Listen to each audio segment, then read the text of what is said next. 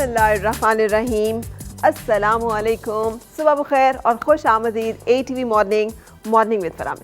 इसी दुआ और उम्मीद के साथ आप जहाँ कहीं हैं, ज़िंदगी मज़े सुकून और खैरियत के साथ गुजर रही होगी। आजकल ये कॉन्सेप्ट कितना मुश्किल होता चला गया। अब भी इस्लामाबादी की अगर आप अगर इस्लामाबाद में रहते हैं आप भी वाकिफ़ होंगे, और अगर पंजाब की तरफ चले जाएँ तो सूरत हाल सिंध की तरफ चले जाएँ और भी ज़्यादा बुरी है।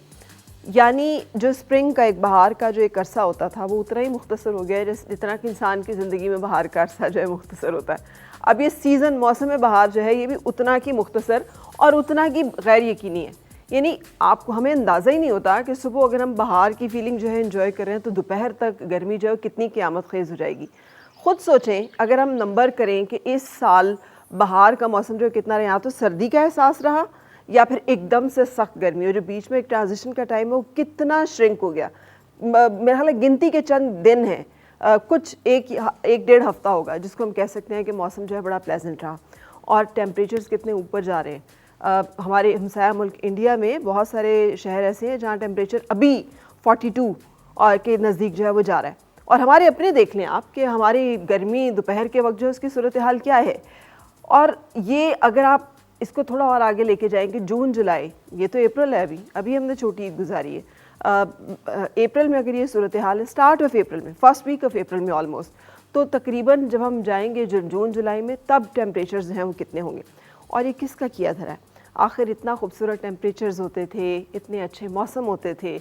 अब हमें अपने बच्चों को अगर बताना पड़े कि बाहर का एक मौसम होता है तो हम उसे कैसे एलेबरेट करेंगे कि बाहर का मौसम होता है जिसमें पंखे भी नहीं चलते, AC भी नहीं चलता, हीटर की ज़रूरत भी नहीं होती, आप कंफर्टेबल होते हैं उसी एनवायरनमेंट में जो कि आपके लिए होता है। मतलब हीटर बंद करके फ़ौरन आपको जो है वो पंखा चलाना पड़ता है, और पंखा भी क्या 2 दिन भी नहीं चलता, और साथ ही आपको AC ऑन करने पड़ते हैं। गाड़ियों में तो दिन के वक्त AC के बगैर सफ़र करना मुश्किल है, नामुमकिन है। और हमें सायादार दरख्तों की कमी जितनी शिद्दत से इस मौसम में महसूस होती है, हमें उसका एहसास अल्लाह करे कि सारा साल रहे। एक वो चीन की कहावत है ना कि चीन का उसका ट्रांसलेशन कुछ इस तरह से कि जब गर्मी गुजर जाती है ना तो लोग सायादार दरख्त की अहमियत को भूल जाते हैं। पिछले साल जब सर्दियाँ थीं और गर्मियाँ रुखसत हो रही थी तो हर जगह ऐसे होता है। मैंने देखा बहुत सारे लोगों ने अपने दरख्त जो हैं उनको कटवाया, कई लोगों ने तो बिल्कुल ही कटवा दिए, और दिल पे अब जो है वो छुरी चल रही होती है जब हम देखते हैं कि दरख्त काटे जा रहे हैं। सो एक तो ये शिद्दत जिसका कि हमें सामना है, और एक और जो बहुत बड़ा मसला है जिसके लिए अगर मुझे यहाँ पे हाथ जोड़कर भी रिक्वेस्ट करनी पड़े तो मेरा ख्याल है हम सबको एक दूसरे से और अपने आप से रिक्वेस्ट करनी पड़ेगी। मैं अक्सर अपने जो मुलाजमीन हैं उनसे बात कर रही होती हूँ कि यार गाड़ी गंदी है ना, कोई बात नहीं, रहने दो गाड़ी गंदी, आप कपड़े से साफ़ कर लें, आप 1 बाल्टी या 2 बाल्टी पानी के साथ जो है उसको धो लें।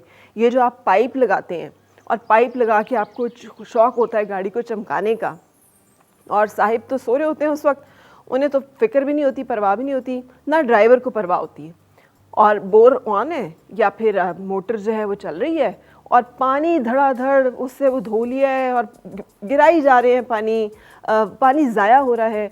आपको अंदाज़ा है कि इस वक्त पाकिस्तान के तब सब बड़े डैम्स जो हैं वो खुश्क हो चुके हैं। पाकिस्तान में पानी की जो शिद्दत है, कमी की शिद्दत जो है वो कहाँ पर है कि जिन लोगों को वाटर सप्लाईज़ होती हैं ज़्यादा अरसे तक ये वाटर सप्लाईज़ जो है ये नहीं हो सकेंगी, और नीचे जो ज़ेर ज़मीन पानी है आखिर उसके ज़खायर भी महदूद हैं। और जो हमारे अमाल हैं ऊपर से कि खुदा न खास्ता अल्लाह ताला का जो आजमाइश है, अगर उसकी शिद्दत ये हो कि ज़ेर ज़मीन पानी जो है वो भी ना दस्तयाब हो, और फिर उसी तरह से हमारे पास जो है पीने के पानी के जो कुदरती ज़खायर हैं वो भी सूख जाएँ, तो हमारा जो कि ज़रई मुल्क है हम कहाँ से ज़राअत करेंगे? ये जो ख़रीफ़ की हमारी फसलें काश्त होनी है कहाँ से काश्त होंगी? और उसके बाद जब रबी की बारी आएगी तब भी क्या सूरत हाल होगी? जैसे बहार का अरसा मुख्तसर हुआ है ना, ऐसे ही मौसमों में ये शिद्दत भी आई है कि एक तरफ शिद्दत की गर्मी जिसमें हमारे पास जो है पीने के लिए पानी जो है उसकी भी कमी है, और फिर जब बारिशें होती हैं तो इस कदर तूफ़ानी कि एकदम से तूफ़ान जो है सैलाब आ जाता है, और हम सैलाब की जो है वो तबाहकारियों की जद में आ जाते हैं। मिसमैनेजमेंट एंड इल प्लानिंग हमारी, भले वो हमारी अपनी ज़ाती ज़िंदगियों, अपने घर के लॉन, अपने घर के अंदर पानी का जो है कितना यूटिलाइजेशन हो रही है से लेकर अगर मुल्की सतह पर देखा जाए कि हमें ज़खायर तामीर करने चाहिए कि नहीं, नए हमें इस तरह के कितनी चीज़ों की ज़रूरत है, जितनी तेज़ी से हमारी आबादी बढ़ रही है कि कम अज़ कम मुल्क जो है वो पानी के जो नेमत है उससे तो माला माल रहे। इंडिया ने हम सोए रहे और हमारे तमाम जो कुदरती ज़खायर थे, पानी के नेचुरल सोर्सेज थे, उनके ऊपर डैम बना लिए और उनके ऊपर बंद बना लिए और उन्होंने अपने आप को सिक्योर कर लिया। तो ये जो गफलत और कोताहियाँ हम सब के रवैयों के अंदर एक घर से शुरू होती हैं ना, बेहिसी, यही फैलती फैलती फैलती फैलती फैलती हमें हर जगह दिखाई देती है।